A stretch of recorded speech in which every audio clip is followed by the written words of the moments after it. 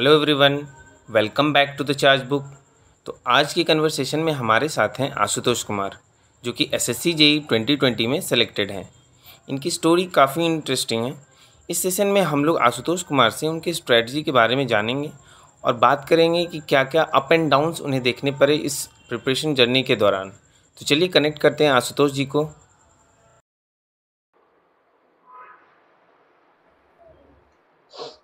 हाँ, तो आशुतोष जी आप कैसे हैं? मैं बढ़िया हूँ श्याम। आप कैसे हैं? हम भी बढ़िया हैं। सबसे पहले आपको बहुत बहुत बधाई आपके इस एसएससी जेई वाले अचीवमेंट के लिए। Thank you so much. थोड़ा हमारे व्यूअर्स को अपने बारे में बता दीजिएगा। मेरा पूरा नाम आशुतोष कुमार है। मैं चंपारण बिहार से हूँ और मेरी बेसिक स्टडीज यहीं से हुई है। बीटेक मैंने चंद्रपुर महाराष्ट्र से की है और 2013 पास आउट हूँ। एसएससी जेई 2020 में मुझे प्री में 146.4 मार्क्स प्री में है और मेंस में 238 मार्क्स हैं और टोटल स्कोर 384.4 था और मुझे ऑल इंडिया रैंक 62 है और मुझे CPWD डिपार्टमेंट मिला है। बहुत बढ़िया। तो सबसे पहले आप बता दीजिए कि आपने जब अपना रिजल्ट देखा, जैसे अपना नाम फाइनल लिस्ट में देखा, तो आपका फर्स्ट रिएक्शन क्या था? आपने अपने पेरेंट्स या फैमिली मेंबर दोस्तों को कैसे बताया? उनका क्या रिएक्शन था? एक्चुअली ये मैंने अपना रिजल्ट देखा ही नहीं था, मुझे मेरे एक फ्रेंड ने ही बताया। आदित्य नाम है, वो भी 2020 में सिलेक्टेड है। आदित्य ने मुझे कॉल किया, मैं जस्ट सो के उठा था। मैं वो मोमेंट मैं नहीं भूल सकता क्योंकि मेरे लिए लाइफ चेंजिंग मोमेंट था। मुझे कॉल आया और उसने बोला कि आशुतोष तुम सिलेक्टेड हो। और मेरे लिए ना ये मतलब एक लॉन्ग टर्म इंतजार है। 2013 का पास आउट हो तो आप समझ सकते हैं किस दिन ऑलमोस्ट 9 इयर्स। 9 इयर्स। मेरे सारे दोस्त अपने एम्प्लॉयमेंट के एक अलग अलग स्टेज पे पहुंच चुके हैं और मैं अभी तक अनएम्प्लॉयड था। तो जब उसने बोला ना तो मैं एग्जैक्टली इमेजिन कर रहा था कि जब मेरा रिजल्ट आएगा तो मैं रोऊंगा या फिर मैं बहुत खुश हो जाऊंगा, बट मैं नम हो गया था एकदम। शांत लगा कि कुछ थमसा गया हो, सब कुछ एकदम फ्लैट था एकदम। और मेरे नाना जी बगल में ही थे, उन्होंने ये न्यूज़ मेरे मुंह से सुना क्योंकि जब फोन पे हम बात कर रहे थे तो उसने बोला। तो नाना जी ने पूछा कि हो गया क्या, हम बोले हाँ। ऐसे ही सारे बोला हाँ हो गया। और मैं अभी अपना नाम चेक ही कर रहा हूँ, तब तक राइट अप आया हुआ था। तब तक नाना जी ने घर में सब लोग को, मम्मी को, मामा को, पापा को, सबको फोन करके बोल दिया। और उनके लिए क्या रिलीफ था ये तो मैं सोच भी नहीं सकता हूँ क्योंकि एवरीबडी वॉज वेटिंग कि कुछ हो जाए इसका। इतने दिनों से स्ट्रगल कर रहा है, एक जॉब हो जाए, डिजर्व करता है। फाइनली भगवान ने सुनी उन लोगों की और ये हुआ। It was really rememberable moment for me कि मुझे वो मोमेंट कभी नहीं भूल पाऊंगा। वो आदित्य का वो लाइन में कभी नहीं भूल सकता। ऑब्वियसली। तो आप इतना लंबा मतलब कि जर्नी के बाद आप सेलेक्टेड हुए हैं, तो आपके मन में जो एसएससी या फिर किसी भी गवर्नमेंट जॉब के लिए डेडिकेशन है, ये कब से मतलब कि आपके दिमाग में चल रहा है कि मुझे गवर्नमेंट जॉब में ही जाना है? एक्चुअली जब भी किसी से मैं बोलता हूँ कि 2013 का पास आउट हो तो मुझसे पूछते हैं कि तुमने कहीं जॉब भी किया था क्या। बट मैंने कहीं जॉब नहीं किया। 2013 पास आउट और मैंने अपना फेयरवेल भी अटेंड नहीं किया था, मैं सीधे नेडी से गया। आई वाज सो डिटरमाइंड कि मुझे इंजीनियरिंग सर्विसेज क्रैक करना है कि मैं 5 दिन भी वेट नहीं किया। यहाँ कॉलेज खत्म हुआ और वहाँ मैं मेडिसिन। तो मेरा फर्स्ट डे था आईएएस इंजीनियरिंग सर्विसेज, जो कि नहीं हुआ। 6 साल 7 साल मैंने दिए हैं उससे, बट अनफॉर्चुनेटली वो नहीं हो पाया मेरा। सो एक ही एम था गवर्नमेंट जॉब में इंजीनियरिंग सर्विसेज में सेलेक्ट होना। तो 2020 तक मैंने अपनी हर एक कोशिश की। आईएएस में सेलेक्ट नहीं हो पाया अलग अलग स्टेजेस पे। तो उसके बाद मैंने अपने लिए ऑल्टरनेटिव ढूंढना शुरू किया, प्राइवेट जॉब है या गवर्नमेंट जॉब है।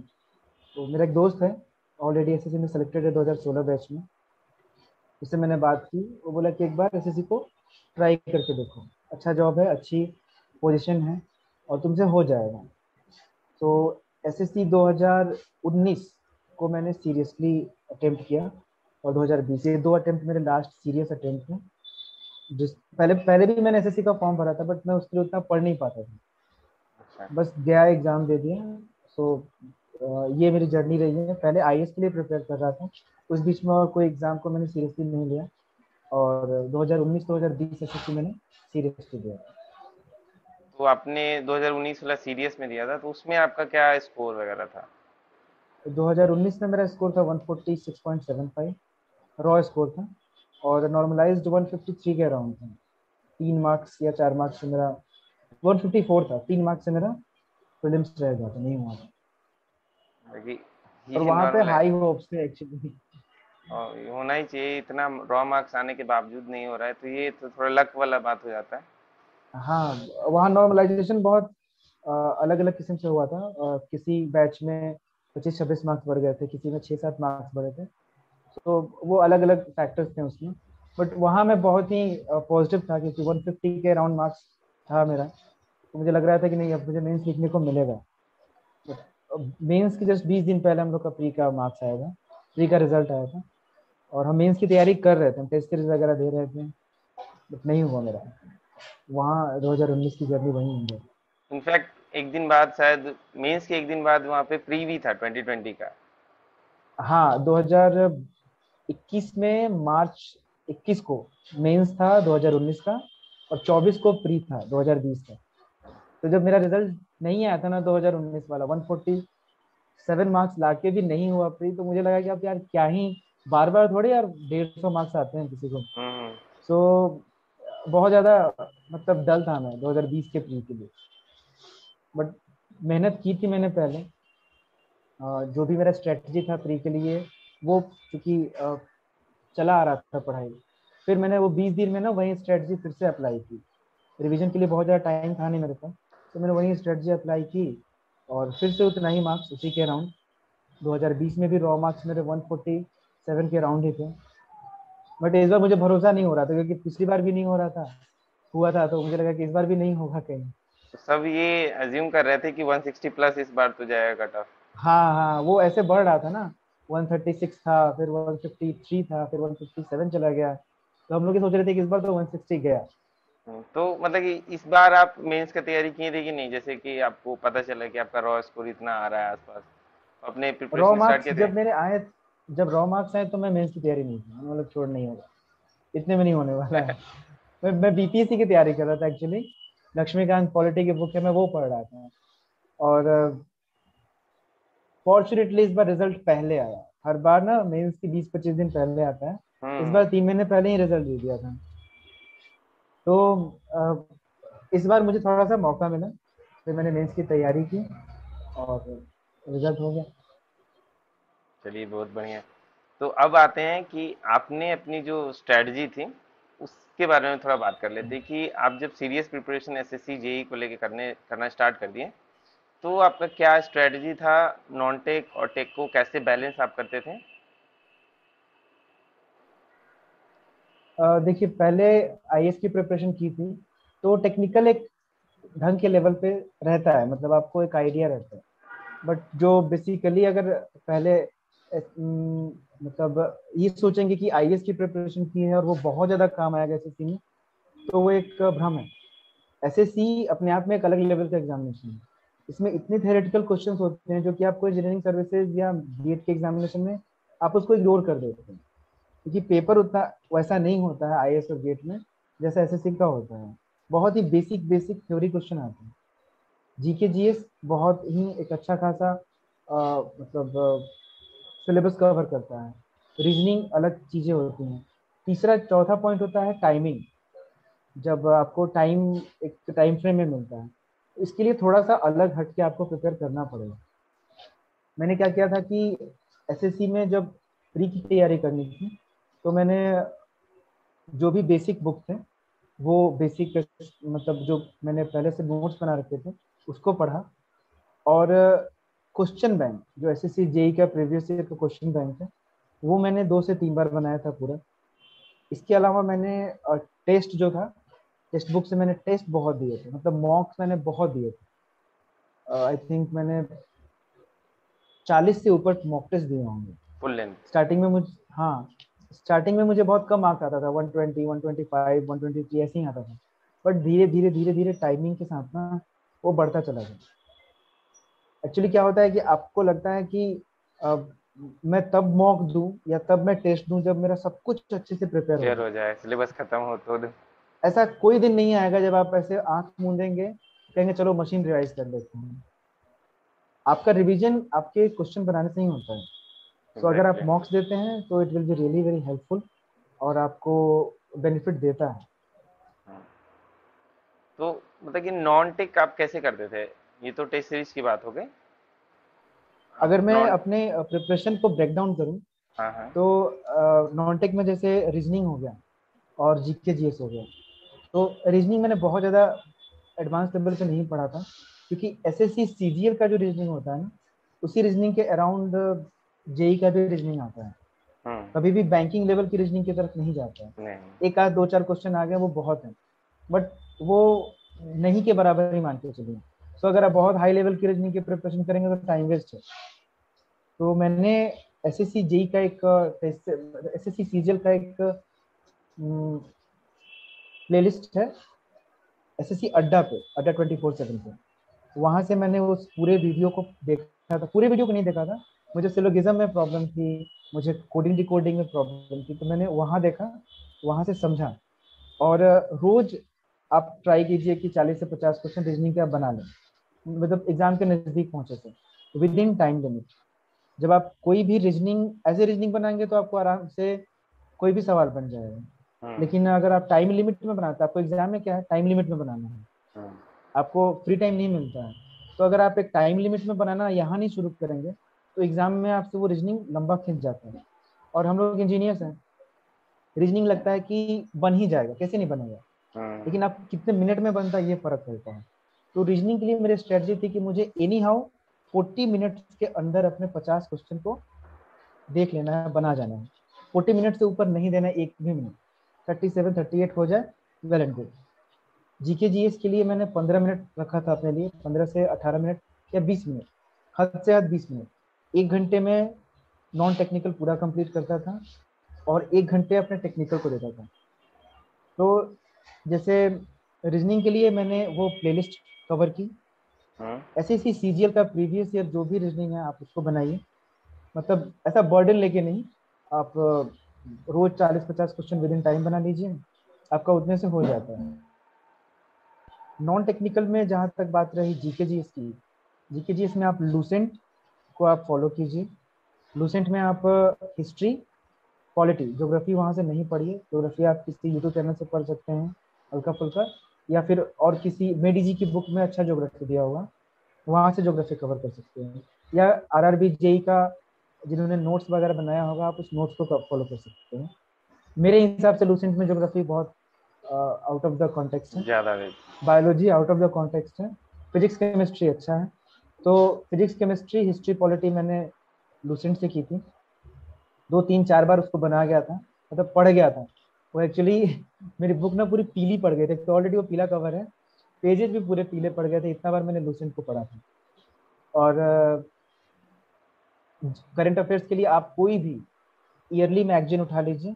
कोई भी आपको डेली वीडियो कवर करने की जरूरत नहीं है, आईएएस वाईएएस का आपको तैयारी करना है खाली, तो आप ईयरली मैगजीन उठाइए एग्जाम से पहले और उसको देख जाइए एक बार। सो ये हो गई जीके जी की बात। और नॉन हाँ, टेक हो गया। जीके जी में आपको सबसे ज्यादा काम आता है प्रैक्टिस। लूसेंट अगर आप येलो वाली बुक पढ़ रहे हैं तो साथ साथ एक ब्लू कवर वाली बुक आती है जिसमें क्वेश्चंस होते हैं। क्वेश्चन वाले। जैसे अगर आपने हड़प्पा कल्चर को पढ़ा तो हड़प्पा सिविलाइजेशन के साथ साथ उसके क्वेश्चंस भी लगाइए। क्या होता है कि एसएससी में ना सब कुछ रिपीटेड क्वेश्चंस आते हैं। जो स्टैटिक जीके होता है ना वो रिपीटेड होता है। अगर आप रिपीटेड क्वेश्चन बार बार बनाएंगे ना तो आपको एग्जाम में कहीं ना कहीं अगर याद भी नहीं हुआ ना तो एलिमिनेशन टेक्निक से आपसे बन जाना है।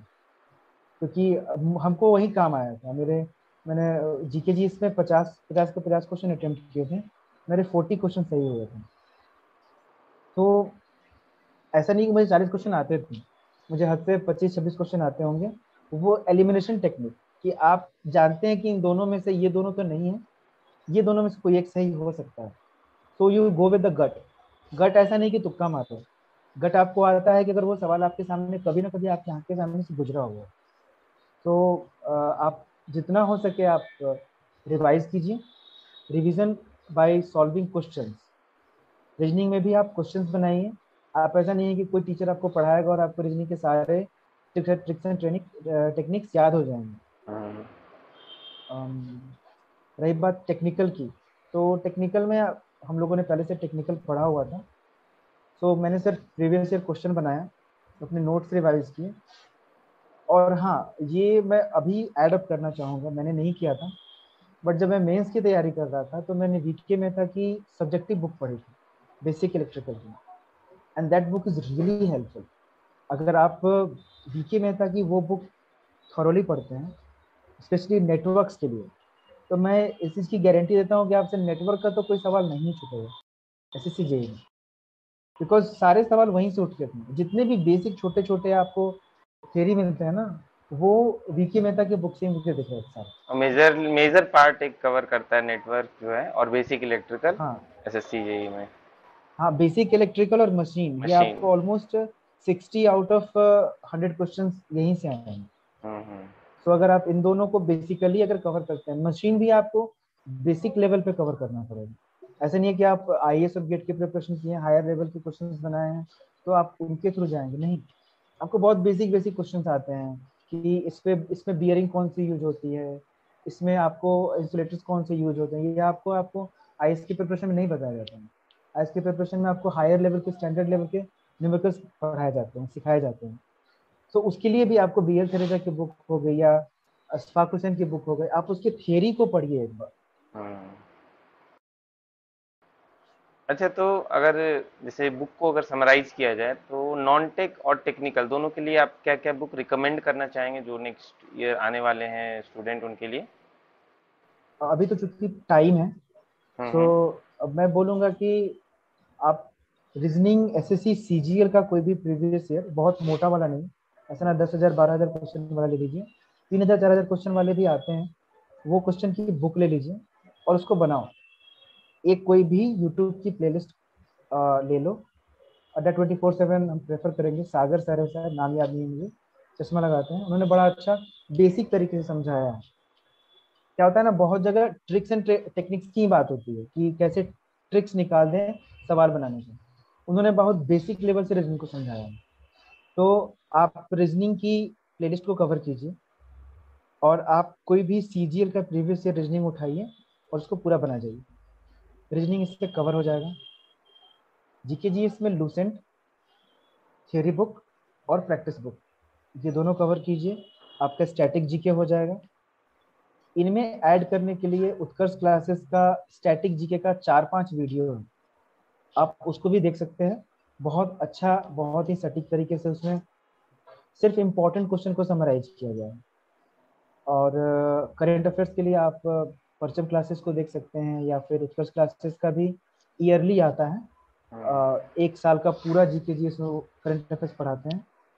10-12 घंटे का वीडियो होता है, बट सब कुछ समराइज होता है। मुझे बहुत हेल्प किया था 2020 में। टेक्निकल में मैं कहूँगा कि बेसिक इलेक्ट्रिकल के लिए आप पीके मेहता पढ़ जाइए अच्छे से, ऑब्जेक्टिव क्वेश्चन लगा जाइए। मशीन के लिए आप अशफाक हुसैन पढ़ सकते हैं, उसकी बेसिक थ्योरी और न्यूमेरिकल्स, सॉल्व न्यूमेरिकल्स। बाकी मेजरमेंट भी आपको वीके मेहता में मिल जाएगा, जो बेसिक लेवल पे आपको आते हैं।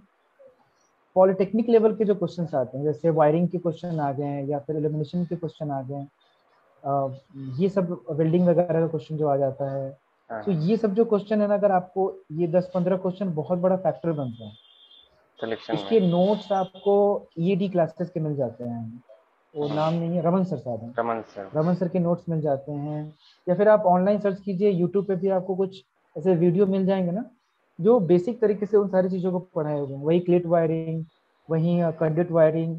तो ये आपको ना रिपीटेड क्वेश्चन है, इनको आप 100 क्वेश्चन में समराइज कर सकते हैं, ठीक है।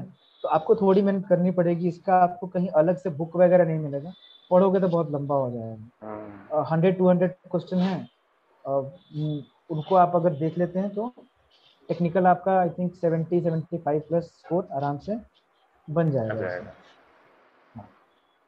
अच्छा, तो अब अगर टेस्ट सीरीज या फिर रिवीजन की बात करें, जो कि सबसे टफ पार्ट माना जाता है रिवीजन को, तो टेस्ट सीरीज से क्या क्या बेनिफिट होता है हमारे प्रिपरेशन में, और रिवीजन कैसे करना चाहिए साथ में? तो इन दोनों के बारे में आप कुछ कहना चाहेंगे? देखिए, अगर आप रिवाइज नहीं करते हैं तो मेरा एक्चुअली आईएएस में फेलियर होने का सबसे बड़ा रीजन ये था। हम लोग ना सिर्फ पढ़ते थे, पढ़े बहुत है, हार्डवर्क बहुत किया है, और उसका उसका आउटपुट ना मैंने यहाँ यूज किया। वहाँ कोई समझाया नहीं, समझ में भी नहीं आया, क्योंकि कभी ना एक्सीडेंटली ऐसी कोई चीज नहीं हुई जिसे मैं समझ पाता। एक्सीडेंटली मेरे साथ कब हुआ, रेलवे के एग्जाम में, रेलवे जेई की एग्जाम मैंने दी थी, और मैंने उसके लिए भी नहीं पढ़ा था। मतलब मैं बहुत बोर हो गया था पढ़ाई से। ठीक है, देख लेंगे। ग्रेडअप का मैंने टेस्ट लिया, और मैंने वो पूरी टेस्ट, मतलब मैं सामने बैठता था और वो टेस्ट दे देता था बस। सिर्फ उस टेस्ट देने का काम, मतलब मतलब ये मुझे बेनिफिट हुआ कि मुझे 75 मार्क्स आए थे सीबीटी वन में। सिर्फ टेस्ट दिया था, नहीं मैंने एफटी पढ़ा था, नहीं मैंने जीके जीएस पढ़ा था अच्छे से, कुछ भी नहीं पढ़ा था। सिर्फ मुझे एवरेज स्कोर आता था 70 के अराउंड ग्रेडअप में। एंड सिमिलर स्कोर मेरा ना मेन एग्जाम में आया। फर्स्ट टाइम मैंने अपने आप में ये चीज इन्वेंट किया कि नहीं, टेस्ट देना बहुत जरूरी चीज है। And then I applied this to SSC JE 2019। मुझे शुरू में बहुत बोर मारता था, मतलब 2 घंटे का टेस्ट है, मैं कभी कभी 3-3 घंटे में देता था, पॉज करके चाय पिया, पानी पिया। एंड ये होता है, हर स्टूडेंट के साथ होता है, वो एक बार में 2 घंटा बैठना बड़ा मुश्किल होता है। और इसी वजह से लोग एक टेस्ट देते हैं और भूल जाते हैं, फिर पढ़ने चले जाएंगे, क्योंकि पढ़ना आपका कंफर्ट जोन है। हाँ। आप पढ़ना ज्यादा चाहते हैं, आप नोट्स रिवाइज करना, उसको रंगीन करना ज्यादा चाहते हैं, क्योंकि उसमें आपको कंफर्ट है। आप बेड पे लेट गए या टेबल पे भी हैं तो आप पढ़ रहे हैं ना, आप रिस्पॉन्सिबल नहीं है। जब आप टेस्ट में आप अपनी सच्चाई देखते हैं ना, तो आप अपनी सच्चाई से मुंह फेर लेते हैं, अरे यार मार्क्स ही नहीं आ रहे हैं, तो आप फटाक से भागते हैं फिर से रिवीजन करना। आपका एक टेस्ट में कम स्कोर हुआ, आप चले गए, नहीं नहीं अब मशीन अच्छे से पढ़ के आएंगे तो फिर तब हम टेस्ट देंगे। देंगे। जब तक आपने मशीन पढ़ा, आप पावर सिस्टम भूल गए। जब तक आपने पावर सिस्टम पढ़ा, पावर इलेक्ट्रॉनिक्स भूल गए। ऐसा नहीं होता है, टेस्ट आप रेगुलर दीजिए, क्योंकि टेस्ट ही एक ऐसा चीज होता है जो आपके सारे सब्जेक्ट रोज रिवाइज कराए। बिल्कुल। आप जब एसएससी की मॉक्स देते हैं तो आपको उसमें 30 क्वेश्चन नेटवर्क के भी मिलेंगे, 30 मशीन के भी मिलेंगे। मशीन में transformer, DC machine, synchronous, induction सब मिल जाएगा उसमें। ये आपको एक साथ कभी नहीं मिल सकता है। आप अगर इंडक्शन पढ़ रहे हैं तो 7 दिन आप इंडक्शन ही पढ़े जा रहे हैं। समझ रहे हैं इस बात को? ये सबसे बड़ा फॉल्ट होता है। और रिवीजन आपको चाहिएगा कि पूरा कंप्लीट कर लें फिर रिवाइज करें। नहीं, जैसे आप पूरा कंप्लीट कीजिएगा, आप शुरू में जाइएगा आपको लगेगा भूला हुआ है, तो आप रिवीजन की जगह फिर से पढ़ना शुरू कर देते हैं। और रिवीजन आप इसलिए नहीं कर पाते क्योंकि आप पूरा मशीन 20 दिन में पढ़े हुए हैं, फिर से आपको बोर लगेगा ट्रांसफार्मर पढ़ने में, फिर वही कॉपर लॉस, कोर लॉस, फिर वही हिस्टैरिसीस, एडी करंट लगेगा, यार अभी तो पढ़े थे कहीं इसमें नया चीज। फिर आप 3 महीने बाद उस सब्जेक्ट को उठाते हैं, भूले रहते हैं। सो रिवीजन बहुत स्ट्रॉन्ग पॉइंट है, और रिवीजन थ्रू क्वेश्चन सबसे इंटरेस्टिंग तरीका है, क्योंकि आप अगर नोट्स बार बार रिवाइज करते हैं ना तो आप बोर हो जाते हैं। सो बेहतर है आप टेस्ट दीजिए, आप क्वेश्चंस बनाइए। टेस्ट दीजिएगा तो आपको एक कॉम्पिटिटिवनेस फील होता है, आप अपने आप का रैंक देख पाते हैं। यार 2000 लोगों में मैं तो 1900 रैंक पे हूँ, तो एग्जाम में कैसे होगा? हम्म। तो आपके अंदर में एक जज्बा जागता है, कि हो सकता है आप जज्बा ना भी जागे, आप बोले कि यार बहुत नीचे हैं, फिर से सो पढ़ते हैं। जाते हो। लेकिन यही यही आपको अपने साइकोलॉजी को उठाना होता है कि नहीं यार 1900 पे है, हमको 1800 में तो आना है कम से कम नेक्स्ट टेस्ट में। तो ये साइकोलॉजी लेके जब आगे बढ़ते हैं ना, तो जिस दिन आप अपने आप को 100 आउट ऑफ 10,000 देखते हैं ना, उसके अंदर एक कॉन्फिडेंस जाता है कि you are somewhere among the serious candidates. ये बात हमें, टेस्ट से ना भागे। मैंने ना बोर होके भी टेस्ट दिया है, नहीं पढ़ने का मन कर रहा है, लैपटॉप लेके बैठ जाता था टेस्ट देने के लिए। और ये मैं आपको ऑनेस्टली बोलता हूँ, मैं आपको स्क्रीनशॉट शेयर कर दूंगा अपने टेक्स्ट बुक का। मुझे 140 के अराउंड लगातार 147, 145, 150 प्लस कभी नहीं गया, एक आध बार गया होगा, लेकिन मॉक्स में ना 140 टू 150 के अराउंड रहा। और सेम चीज अच्छा। रिफ्लेक्ट किया 2019 के रिजल्ट में और 2020 के रिजल्ट में। बाकी जितना स्कोर आ रहा है टेस्ट सीरीज में, उतना ही स्कोर आपका मेन रिजल्ट में आ रहा है। उसी के अराउंड आएगा, मे बी उससे ज्यादा भी आ जाए। कम भी आ सकता है, ज़्यादा मुझे भी आ तो सकता है। नहीं, टॉलरेंस है कुछ। कम कम बहुत कम चांसेस होते हैं, लेकिन उसी के राउंड रहेगा। अगर 140 टू 150 के राउंड है आप, तो उसी बैंडविड्थ में आपका ना स्कोर घूमेगा। अच्छा तो और अब दूसरी चीज, हाँ। और एक और चीज मैं बता दूं, एडअप कर दूं मॉक देने का फायदा। एसएससी के एग्जाम में नॉलेज से ज्यादा टाइम मैनेजमेंट इंपॉर्टेंस रखते हैं। अगर आप अपने अच्छा। टाइम को प्रॉपरली यूटिलाइज नहीं कर पाए तो आप आसान सवाल गलती करके आते हैं, आसान सवाल छोड़ के आते हैं। तो आपका ना सेगमेंट बटा होना चाहिए कि रीजनिंग कितना भी अच्छा हो, मुझे उसको 35 मिनट में कवर अप करना है। जीके जीएस कितना भी डिटेल में हमको तुक्का मारना हो, 15 मिनट में कवर करना है। और टेक्निकल मुझे 60 मिनट में कवर करना है। तब आपके पास 10-15 मिनट का लिबर्टी बच जाता है। और आप अगर इसको प्रैक्टिस करते हैं तभी आप एग्जाम में अप्लाई कर पाते हैं। नहीं प्रैक्टिस कीजिएगा तो अप्लाई नहीं कर पाइएगा। हाँ वहां तो वो, लोगों को छूट जाते हैं सवाल। अरे हर सेक्शन में वो दो चार क्वेश्चन ऐसा डाला रहता है जो कि आपको लंबा टेक, मतलब कि 2-4 मिनट लंबा खींच हाँ, देगा, तो उससे आपका वो बहुत वही सारा क्वेश्चन ट्रिक है छूट ना, जाता है। वही ट्रिक है। आपको वो लंबा क्वेश्चन छूना ही नहीं है अभी। छोड़ना आना चाहिए। आपको इजी सवाल को पिक करना है। पहले पहले इजी स्कोर पिक कीजिएगा ना। अगर हम्म। आपने 90 मिनट में 120 प्लस स्कोर कर लिया है इजी क्वेश्चन से, तो ये इट विल बी इजी कि नेक्स्ट 30 मिनट में आप 30 मार्क्स और अटेंड कर पाएंगे। हाँ। नहीं तो कहाँ से होगा। और ये आसान है ना कि 90 मिनट में आप 120 मार्क्स ग्रैब कर सकते हैं। जल्दी जल्दी अगर जो भी अगर आप इजी मैं पोर्शन। आपको ब्रेक डाउन करके बोलूँ तो टेक्निकल में ऐसे 60 क्वेश्चन तो होंगे ही ना जो आसान होते हैं, बहुत आसान होते हैं। मतलब 10 सेकंड में नहीं लगता जीके उनको टाइप। बनाने में। रीजनिंग में ऐसे कम से कम 35 भी पकड़ लो आप। 35 तो क्वेश्चन होते हैं ना जो बहुत आसान होते हैं, जो देखते बन जाते हैं। हम्म। और जीके जीएस में भी आपको 15 क्वेश्चन तो ऐसे होंगे जो बहुत आसान होंगे। हम्म। टोटल मिला के आपको हो गए 60 प्लस 50, 110। इस 110 को ना आप 60 मिनट में कवर कर सकते हो, और एकदम विदाउट एनी मिस्टेक। लेकिन क्या होता है ना कि हम सीरियल वाइज से चलते जाते हैं। 5-5 मिनट दे देंगे रीजनिंग के सवाल, मत दो। क्योंकि आप अपने आप को अगर 110 देख लोगे 1 घंटे में ना, तो अगले घंटे में तो आप सहवाग बन जाओगे। अच्छा तो अब अगर कोचिंग की बात करें तो आपने कोई कोचिंग वगैरह की थी एसएससी जेई के लिए स्पेसिफिक? नहीं नहीं, एसएससी के लिए कोई कोचिंग नहीं की थी मैंने। पहले से आईएएस के लिए जब 2013 में ही मैंने मेडिजी किया था, उसके बाद कोचिंग करने की हिम्मत नहीं हुई, इतना बैठाया उन लोगों ने।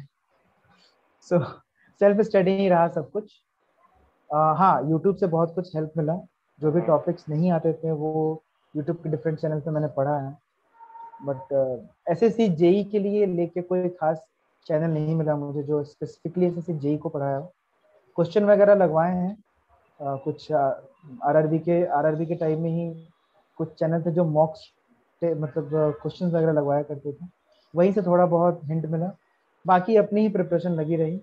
SSC previous year solve question से ही आइडिया लगा कि कैसे क्वेश्चन आते हैं, और ऐसे ही प्रिपरेशन की। कोई कोचिंग वगैरह नहीं। अच्छा तो अब अगर हम लोग बात मेंस की करें, अभी तक तो हम लोग ने प्री के बारे में सब कुछ समझा कि कैसे कैसे उसका प्रिपरेशन करना चाहिए और क्या क्या उसका नॉन टेक हम्म। पोर्शन क्या कैरी करता है, टेक पोर्शन क्या कैरी करता है, उसके बारे में हम लोग हम्म। सब कुछ समझ चुके हैं। तो अब अगर मेंस के बारे में अगर हम लोग बात करें तो मेंस की प्रिपरेशन आपने कब स्टार्ट की और कैसे की?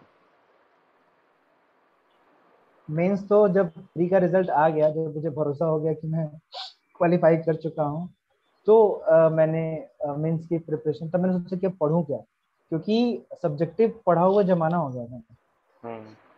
सब्जेक्टिव सवाल बनाना, और कैसे लेवल के सवाल आते हैं। कुछ लोगों ने बोला कि आईएएस प्रीवियस ईयर बना जाओ। तो चूंकि ऑलरेडी 2019 में मैं मेंस की प्रिपरेशन में घुस चुका था, जब मैंने स्कोर देखा था तो मैं मेंस की प्रिपरेशन में घुस चुका था। अपने शेखर का इंटरव्यू लिया है, अमरीश का इंटरव्यू लिया है। ये सब लोग मुझसे 2019 में ही जुड़े थे, और हम लोग साथ में ही मेंस की प्रिपरेशन कर रहे थे कि चलो यार टेस्ट सीरीज देते हैं। ये सवाल इंसान बनाता था तो एक दूसरे को डिस्ट्रीब्यूट करता था कि ये देख कैसे बनेगा, ये देख कैसे बनेगा। बट उन लोग का उसी साल सिलेक्शन हो गया, हम रह गए थे। तो भगवान ने बोला चलो इस साल तुमको दे देते हैं। सो एक मेंस का प्रिपरेशन का एक प्रीव्यू तो मेरे पास था। अच्छा। बट इस बार मेरे पास कंपनी नहीं थी, साथ नहीं था। संजोग से कुछ लोग टेलीग्राम पे जुड़े। एक हम लोगों ने टेस्ट सीरीज का ग्रुप बनाया था जिसमें कुछ साथी थे। हम लोगों ने टेस्ट सीरीज बाय किया। इंजीनियर्स एकेडमी, शायद इंजीनियर्स एकेडमी है, जोनटेक है, इसका टेस्ट सीरीज हमने बाय किया था, हम लोग बनाते थे साथ में, और एक दूसरे से डाउट वगैरह पूछा करते थे। जो भी जहाँ से बनाता था वो एक दूसरे से डाउट पूछा करते थे। मेरा पर्सनल जो अप्रोच था वो था नेटवर्क और मशीन को सबसे ज्यादा पुख्ता करना, क्योंकि आउट ऑफ 300 ना 200 प्लस मार्क्स का क्वेश्चन ना इन्हीं दोनों सब्जेक्ट से आता है। हाँ। तो मैंने क्या किया कि वीके मेहता उठाई, और वीके मेहता का ना हर एक सवाल बना गया, मैं हर एक सॉल्व क्वेश्चन मैं बना गया, लिख लिख के एक एक सवाल को, क्योंकि राइटिंग प्रैक्टिस बहुत दिनों से छुट्टी हुई थी, हम लोग कोने में सवाल बना के ऑब्जेक्टिव बनाने वाले लोग हैं। तो हाँ। लिखने की प्रैक्टिस की, मेरी स्पीड ना कम ना हो, क्योंकि 2 घंटे का पेपर है, आपको 17 18 20 क्वेश्चन सॉल्व करने हैं।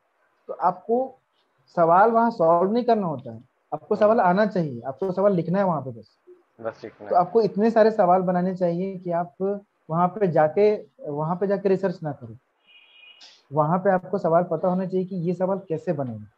तो मैंने वीके मेहता सब्जेक्टिव पूरा बनाया था, उसी से मैंने मेजरमेंट भी टच किया था, उसी से मैंने पूरा बेसिक नेटवर्क टच किया था, हर एक सवाल बनाया था सॉल्व। स्पार्क क्वेश्चन मशीन, उससे मैंने उसके solve question transformer, DC machine और इंडक्शन बनाए थे। सिंक्रोनस मैंने नहीं बनाया था, क्योंकि मुझे लगा था कि नहीं आएगा, मतलब it was a risk, but लगा कि यार सिंक्रोनस उतना टच करता नहीं है सीसी, बट ये मेरे लिए था, मैंने उतना रिस्क लिया था। बाकी लोग के लिए नहीं है, बाकी लोग पढ़ेंगे, डेफिनेटली पढ़ेंगे, सारे सवाल टच करेंगे। पावर सिस्टम का सिलेबस बहुत शॉर्ट है, मैंने पावर सिस्टम पे उतना नहीं बनाया था। कुछ बेसिक क्वेश्चन, जैसे कि आपको स्ट्रिंग एफिशिएंसी क्वेश्चन आती है, हम्म। या फिर इंसुलेटर नंबर ऑफ इंसुलेटर्स निकालने का क्वेश्चन आता है, या फॉल्ट एनालिसिस से क्वेश्चन आता है। तो मैंने 8 10 20 क्वेश्चन जो प्रीवियस ईयर में थे ना, उसको मैंने फ्रेम कर लिया था कि ऐसा क्वेश्चन है तो ऐसा बनाऊंगा। पावर सिस्टम मैंने डिटेल में स्टडी नहीं की थी, डिटेल में मैंने मशीन और नेटवर्क स्टडी की थी, क्योंकि 200 मार्क्स प्लस टारगेट था। नहीं पता था कि 2020 में इतना हाई लेवल का स्कोरिंग चला जाएगा, क्योंकि हम लोग जनरली 200 प्लस प्लस ही टारगेट करते हैं कि 200 प्लस आ गया तो आप सिलेक्शन सेलेक्ट हो हो जाएगा। जाओगे कहीं ना कहीं। मेरे साथ एक और स्पेशल केस था कि मेरा एज लिमिट एंड हो चुका था, हम सिर्फ CPWD के लिए एलिजिबल थे, तो मेरे लिए थोड़ा सा ज्यादा टफ टारगेट था, तो मैंने अपने आप को ओवर फ्रेम किया हुआ था पढ़ाई से। और वहीं मैंने एक और मिस्टेक किया था, जो मेरे क्वेश्चंस गलत हुए हैं एक दो, वो गलत हुए इस वजह से क्योंकि मैंने रिवीजन नहीं किया था। मैं पीयूष गुप्ता है एक मेरा फ्रेंड, उसके साथ, वो 2019 में भी सिलेक्टेड है, 20 में भी सिलेक्टेड है, मैं उसी के साथ प्रिपरेशन कर रहा था।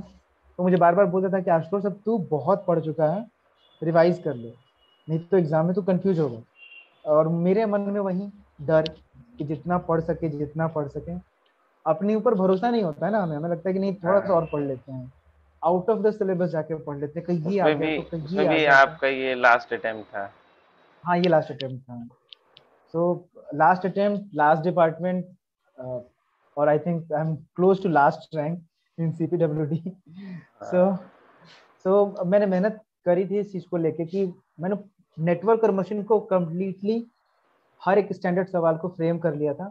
ये सवाल आए तो उसमें एंटर कैसे करना है, उसकी उसकी पूरी मतलब एंट्री, क्योंकि मुझे पता था कि एग्जाम में जब मैं बैठूंगा तो मेरे पास वक्त नहीं रहेगा, वहां हम अपना फ्लो चार्ट नहीं बना सकते हैं। मेरा हम्म। हाथ का फ्लो वैसा होना चाहिए कि वो गिवन फॉर्मूला वगैरह वगैरह सब ना उस फ्रेम में आए, हैंड राइटिंग भी विजिबल हो, अच्छी हो। इसलिए मेंस का मेरा यही था, मैंने बीके में था, सब्जेक्टिव सॉल्व क्वेश्चन बनाए थे, सॉल्व क्वेश्चन से मैंने सॉल्व क्वेश्चन बनाए थे, और टेस्ट 4 मतलब मैंने 8 या 10 फुल मॉक टेस्ट दिए थे, अच्छा। जिसमें जोनटेक का मैंने पूरा पूरा टेस्ट दिया था। स्कोर अच्छा नहीं आता था, 200 के अराउंड ही आता था उसमें भी, बट मेंस में अच्छा आया। थोड़ा सा इस बार ट्रेजेडी भी हो गया कि सारा, ऑलमोस्ट सारा क्वेश्चन लगे, 280 का क्वेश्चन आ गया। हाँ ये क्या बोलते हैं, 285। न्यूमेरिकल। हाँ हाँ, एक कह 15 मार्क्स सकते का हैं। वो रेजोनेंस वाला था, नहीं, 20 मार्क्स, बाकी सब रेजोनेंस न्यूमेरिकल। वाला 20 मार्क्स अच्छा का था। 20 मार्क्स का था। हाँ हाँ, बाकी सब 280 का पूरा न्यूमेरिकल आ गया, तो उसकी वजह से स्कोर्स बहुत ज़्यादा वेरी भी कर रहे हैं बहुत। ये पहले होता था बहुत क्लोज जो क्लोज है मार्क्स वो होता था। एकदम, हाँ वो एकदम ना ऐसे मतलब स्टेप्स में वो है, स्टेप फंक्शन का हाँ। जो होता है ना कि यहाँ से यहाँ, यहाँ से यहाँ, वैसे है हाँ। स्कोर। 238 है तो अगला 258 पे मिलेगा आपको। हाँ। अच्छा, तो अब हमको आप बता दीजिए कि जैसे 9 इयर्स का आपका जो जर्नी था तो बहुत लंबा होता है, तो कैसे आप अपने आप को मोटिवेटेड उस टाइम रखते थे? अब फर्स्ट 6 ईयर तो मोटिवेशन एक ही था कि धौलपुर हाउस जाना है, आईएएस बनना है, बस एक ख्वाब था। तो जब आप किसी ख्वाब में होते हैं ना, तो आपको बाकी चीजें अफेक्ट नहीं करती हैं। मेरे लिए मोटिवेशन का मेन स्टेज था जब वो ख्वाब टूट गया। 2020 जब एंड होता है ना, तो मेरे लिए कुछ नहीं था सामने, मतलब ब्लैंक था मैं पूरा। मेरे सारे दोस्त अच्छे जगह पे थे, सब बढ़िया कर रहे थे, और हम कहीं नहीं थे। तो मेरी माँ को भरोसा था कि नहीं, आज नहीं तो कल तू गवर्नमेंट जॉब लेगा, अगर तू एसएससी नहीं होगा तो बीपीएससी करना, वहां होगा। तो मेरा मोटिवेशन मेरी माँ ही है, और मेरे मामा लोग हैं, स्पेशली मेरे छोटे वाले मामा। ये दोनों ने ना मुझसे ज्यादा मुझ पे भरोसा था कि नहीं, करना ही करना है। लिटरली मैं बता दूं तो जो तैयारी करने वाले बच्चे होते हैं ना, वो अपने घर से लड़ते हैं कि नहीं, मुझे एक साल और दे दो, मुझे पढ़ाई करनी है। और मुझसे ना ये दोनों लोग लड़ते थे कि नहीं नहीं, तुम एक साल और लो। मैं कहता था कि मुझसे नहीं होगी प्रिपरेशन। मैंने इस बीच में बहुत कुछ ट्राई किया, मतलब 2020 के बाद 2020 तक तो मैं खुद जिद में था कि नहीं, आईएएस करना है। जब नहीं हुआ तो मैंने बोला छोड़ो यार, बंद करते हैं। मैंने इस बीच में डिजिटल मार्केटिंग, क्लाउड नेटवर्किंग, फिर चेक, अन अकेडमी, यूट्यूब, बहुत कुछ ट्राई करने की कोशिश की। सब में कुछ कुछ हद तक गया, लेकिन डेस्टिनी डेस्टिनी को यहाँ लाना था। सो मेरा मोटिवेशन मेरी माँ का जिद और मेरे मामा की जिद कि नहीं, करना है तो करना है। यानी कि आपको 2000 आप 2020 तक अपना ड्रीम पूरा करने जा रहे थे, उसके बाद आपका शोषण किया गया। हाँ, उसके खैर उस शोषण का मुझ पे बहुत अच्छा इम्पैक्ट पड़ा है। अच्छा। मैं आज भी मम्मी को बोलता हूँ कि ये मेरी नौकरी नहीं है, तुम्हारी नौकरी है। हम्म। तुम बनी हो जेई, हम नहीं बने, क्योंकि हम तो छोड़ ही दिए थे। हमको कोई भरोसा नहीं था अपने आप पे कि मेरे से कुछ होना है। हाँ, लेकिन एक बात मैं जरूर कहना चाहूंगा, अगर आप कुछ करते हैं ना, कोई हम्म। भी किसी भी चीज में आप इम्पैक्ट डालते हैं, मेहनत करते हैं ना, तो वो कभी ना कभी आपको पेमेंट पे ऑफ मिलती कर। है।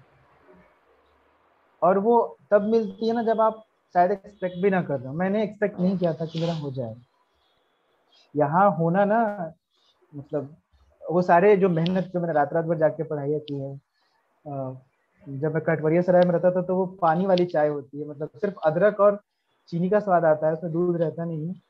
रात में ठंडी के टाइम में बाहर निकल के क्या चाय पीते हैं, फिर बैठ के पढ़ते हैं। तो वो मुझे याद आने लगा था कि कितना मेहनत करके मैंने इंजीनियरिंग सर्विसेज का प्रिपरेशन किया था।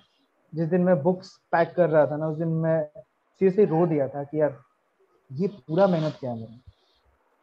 बट समवेयर भगवान ने सुना कि कुछ कंसोलिडेशन ही ले लिया, तुम ये ले मतलब जाओ। कुछ दे देते तुमको। हाँ, और कुछ क्या, बहुत कुछ दिया है, बहुत अच्छी हम्म। नौकरी है, बहुत अच्छा पोस्ट है। Obvious. I am really thankful to my parents, जो भी लोगों ने इस सफर में सपोर्ट किया है ना मुझे, स्पेशली इन लास्ट 2-3 सालों में, जहाँ मैं एकदम शैटर्ड था कि मुझसे नहीं होना है। तो डेफिनेटली मेरा मोटिवेशन मेरी माँ और मेरी फैमिली और मेरे घर पे लोग, एंड डेफिनेटली पापा।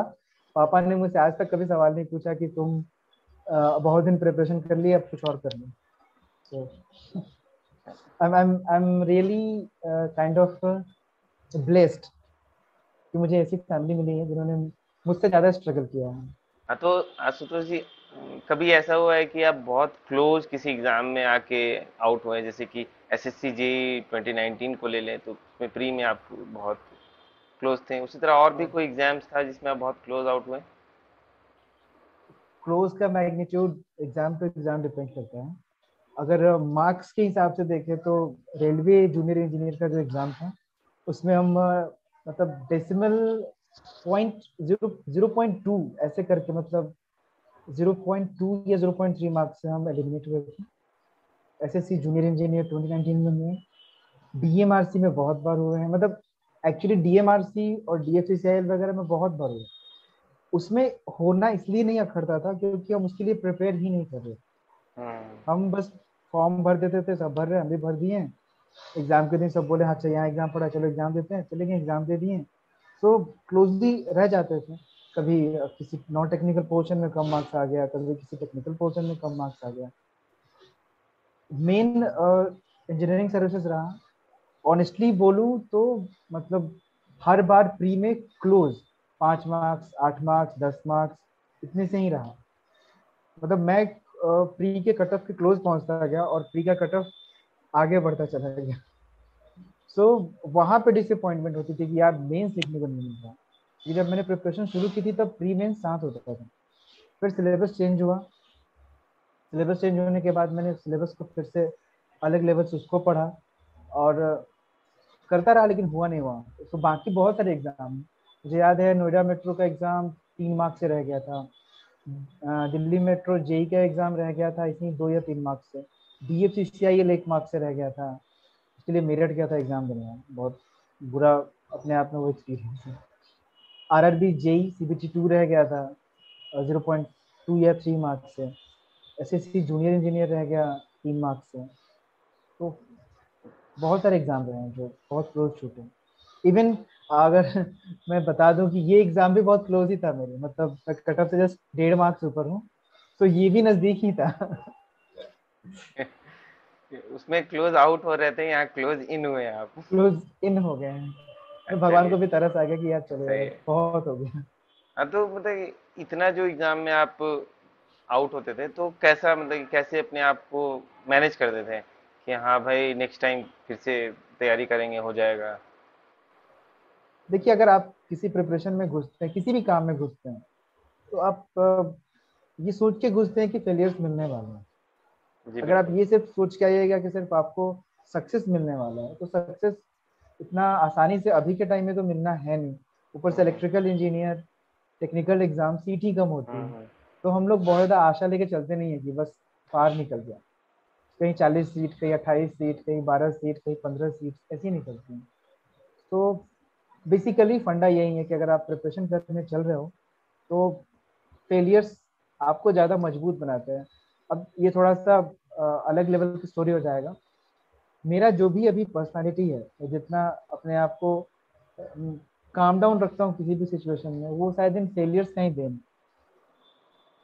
कॉलेज टाइम में जो इंसान होता है वो बहुत ही छोटे छोटे प्रॉब्लम से वो लोग अ, ये हो जाते हैं, मतलब परेशान हो जाते हैं, सुसाइडल स्टेप ले लेंगे, गलत आदतों में इन्वॉल्व हो जाते हैं।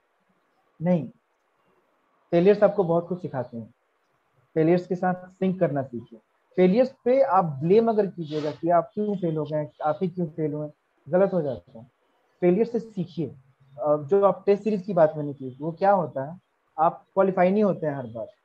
147 अगर लास्ट ईयर का क्वालिफिकेशन मार्क्स है, और अगर आपको 141 आया, तो टेक्स्ट बुक आपको अनक्वालिफाइड दिखाएगा। हम्म ठीक है, तो आपको वहां पे डिसअपॉइंट नहीं होना है कि यार हम डिस्क्वालिफाइड हो गए। आपको ये देखना है कि आप सीख क्या सकते हैं। मैंने टेस्ट सीरीज में एक और चीज ऐड करना चाहूंगा, टेस्ट सीरीज में अगर बहुत अच्छा मार्क्स आए, तो ये नहीं सोचना है कि मैं बहुत अच्छा कर रहा हूँ। आपको वहां भी अपने फेलियर्स और सक्सेस के बीच का फर्क देखना है। Learning is the main motive. तो फेलियर से टैकल करने का एक ही रास्ता होता है कि आप उससे लर्न कीजिए। अगर आप फेल हुए तो आप सीखिए कि आपने गलती कहाँ करी। ठीक है, मेरा मेन गलती था मेरा स्ट्रेटजी। मैं विदाउट स्ट्रेटजी सिर्फ हार्डवर्क में बिलीव करता था और मेहनत करते जा रहा था। सो फेलियर्स से आप सीखिए। फेलियर से आप परेशान मत रहिए। फेलियर्स आपके दुश्मन नहीं होते हैं, फेलियर्स आपके दोस्त होते हैं। फेलियर्स आपको स्ट्रांग बनाते हैं, आपको आपको आने वाले समय के लिए तैयार करते हैं। सक्सेस तो सक्सेस में आप क्या ही सीख पाइएगा, अभी जॉब हो गया खत्म कहानी। There is no learning. सही बात जो है। फेलियर्स होते हैं वहीं आपको आप ही का एग्जांपल ले लीजिए, आप बहुत क्लोज रह गए इस बार। ऑडियंस इस बात को जान ले कि श्याम भाई बस 3 मार्क्स, 2.5 3 मार्क्स से रह गए, नहीं तो शायद स्क्रीन के इस साइड में भी वो होते। ठीक है, आपने आपने इतना क्लोज फेलियर देखा, आपने क्या सीखा इससे? अब इसमें क्या ही बताना है आपके फेलियर से। आपके अंदर जो स्ट्रेंथ आपके अंदर जो स्ट्रेंथ बिल्ड हुई होगी एग्जैक्टली। उस चीज को झेलने के बाद, अच्छा ठीक है ना यार, इतना नजदीक जाके छूटे हैं, देख लेंगे अगली बार। वो थोड़ा सो सा टेल एक me your experience about failure. Failure से, देखिए, जब तक सक्सेस आएगा नहीं ना, तब तक वो सोच नहीं पाता है लोग। जैसे कि मान लीजिए कि कल को मैं सेलेक्ट हो जाता हूँ, ठीक है, तो सेलेक्ट होने के बाद मुझे वो सब रियलाइज हुआ कि मैं वहां से क्या क्या आउटपुट लेके आया था। ऐसे तो बहुत चीज बोलने को तो बहुत लोग बोल देंगे, जैसे हम सुनते हैं कि हाँ यार, यहाँ से तुम सीखो कि तुम कितने क्लोज थे, इसको पॉजिटिव वे में लो, नेक्स्ट टाइम आओगे तो एक्सपीरियंस एक है, तो वो कह सकते हैं। लेकिन जब तक अगर मेरा आउटपुट हमको नहीं दिखेगा, तब तक हम कैसे, मतलब कि अपने आप के सोच ही नहीं पाएंगे। और जब भी बात खुद की होती है ना, तो लोग उतना वहां पे दिमाग काम नहीं करता है लोगों का। मेन दिक्कत ये होता है। अब मैं आपको तो इसका एक और डायमेंशन बताता हूँ। हम्म आप चाहो ना चाहो, हम्म आप उसे फील करो ना करो, हम्म वो फेलियर आपको बदलता रहता है कंटेम्परेरी। आप रियलाइज भले ही सक्सेस होने के बाद करते हैं। हम्म आज हम रियलाइज कर रहे हैं कि फेलियर ने मुझे स्ट्रेंथ दिया। ऐसा तो नहीं है ना कि सक्सेस के बाद वो एक झोला लेके आया और दिया ये तुम्हारा स्ट्रेंथ। तो जो आपके साथ अभी हो रहा है ना प्रेजेंट में, हम्म वो उस फेलियर का देन है कि you are trying to hit something else. आप आज हाथ पांव मार रहे हो और अपने आप को और मजबूत करना चाहते हो, this is due to failure. आज मैं जॉब में आ गया हूँ तो मैं बैकफुट पे हूँ आराम से।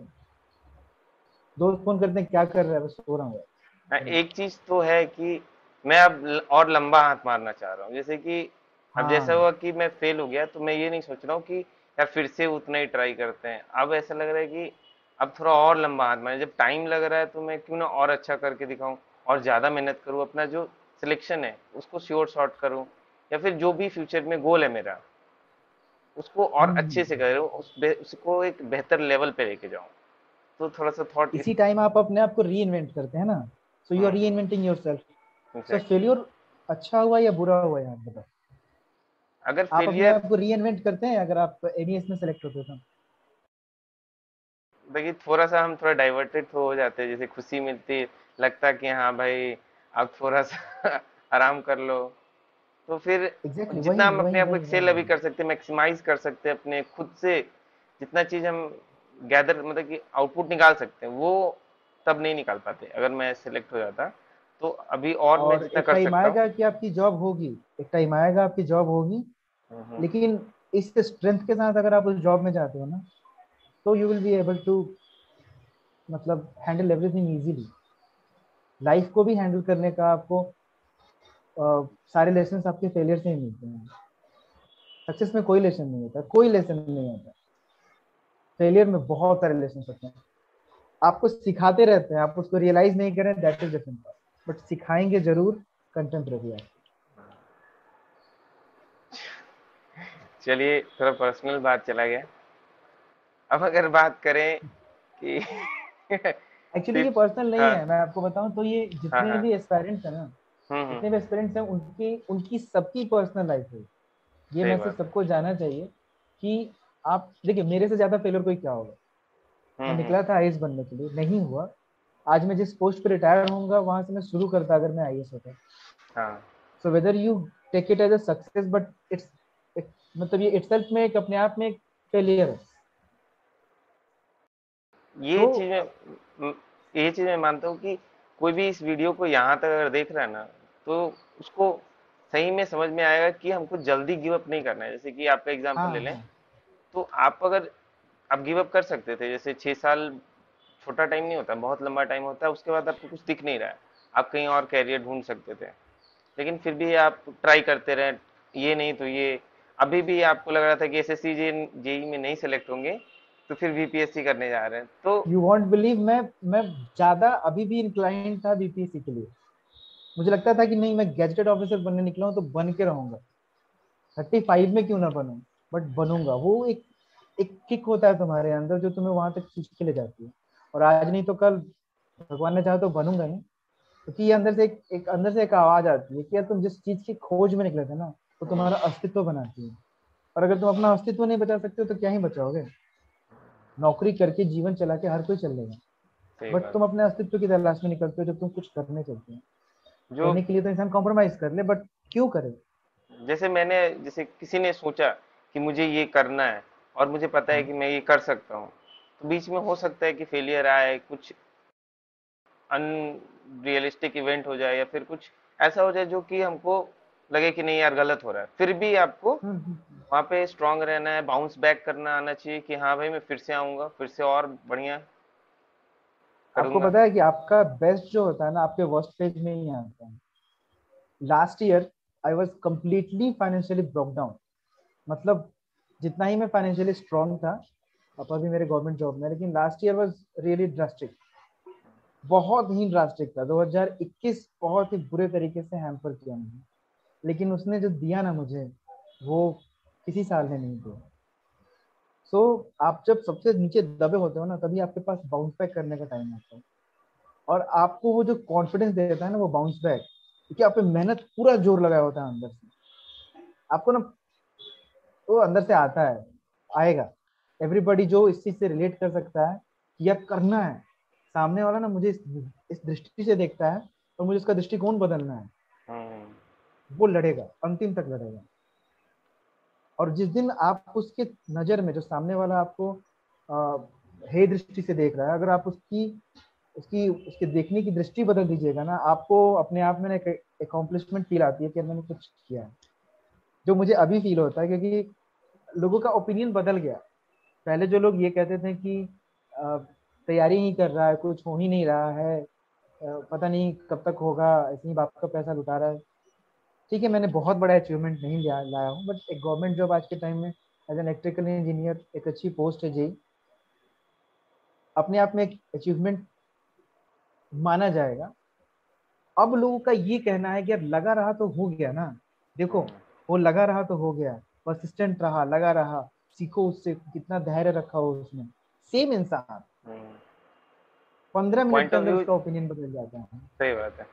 ये कहने वाले कहेंगे हमको अपना काम करना है तो और आप अपने लिए क्या ओपिनियन रखते हैं वो इम्पोर्टेंस रखता है यहाँ पे। हम्म,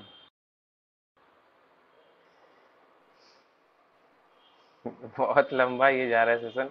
लोग सोचेंगे कि स्किप अगर करना लोग चाहिए। कनेक्ट कर सकेंगे, यहाँ तक आए हैं और कनेक्ट कर पाएंगे अपने आप को, तो सीख के जाएंगे, बाकी तो एग्जैक्टली कोई बात ही नहीं है। ये मैं मानता हूँ कि अगर 10% भी यहाँ तक आ रहे हैं तो उनको बहुत कुछ सीखने को मिलेगा।